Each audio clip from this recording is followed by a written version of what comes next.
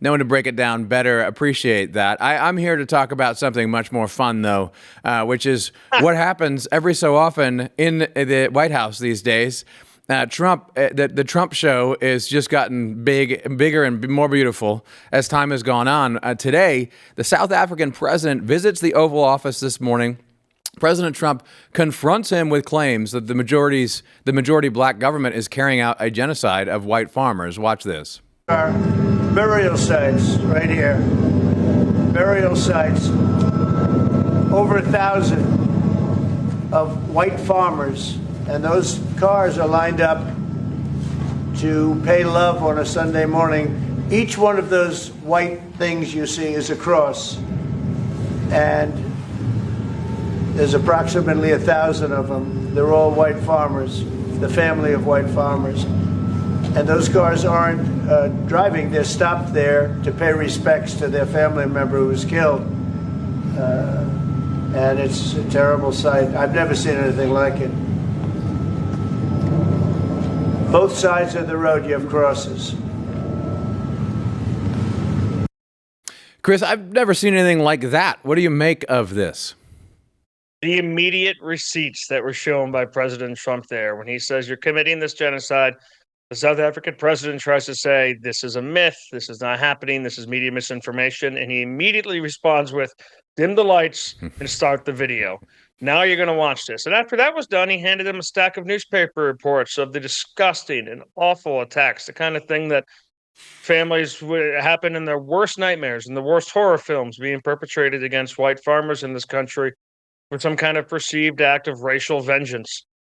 This is happening. And at the end, the South African president ended up with egg or blood on his face and hands for trying to ignore this. And he promised that the South African government would look into this.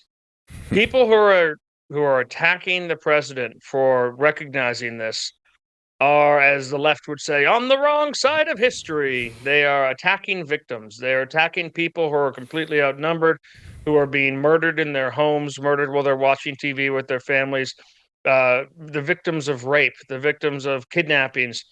These things are happening, and there is an organized fashion to it. And you can say that Kill the Boer is just a pop song that people like to sing at political rallies, but it's a pretty serious one.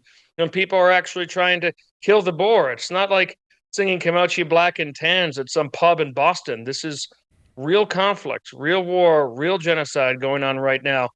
And I love to see, because it's not just the South African president in there. It's the world who's watching from the Oval Office. It's the news media that have been saying this is not real, this is not true, who are forced to watch from the Oval Office. And it's just a wonderful example of how the president's used media, surprise tactics, and hardball negotiations to actually draw people's attention to what's going on and to break the narratives that world leaders are so used to being able to form when they're just in diplomatic one-on-one negotiations, where they're able to deny things, obfuscate things, or try to shift blame.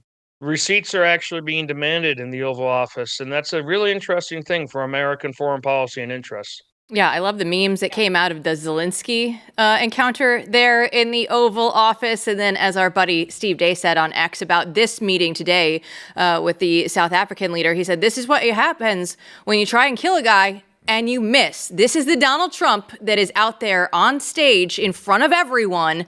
He's going out there and showing, I'm going to do this. I'm going to show you my authority. And I don't really care what the media has to say, Bedford.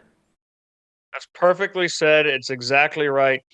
Now, so all eyes are on the White House, all eyes are on Congress, and all I've got to say is that if she wants attention, Nancy Mace is going to have to come up with something different. She's going to have to do a little bit more. Bedford, thanks for ending on that note for everybody.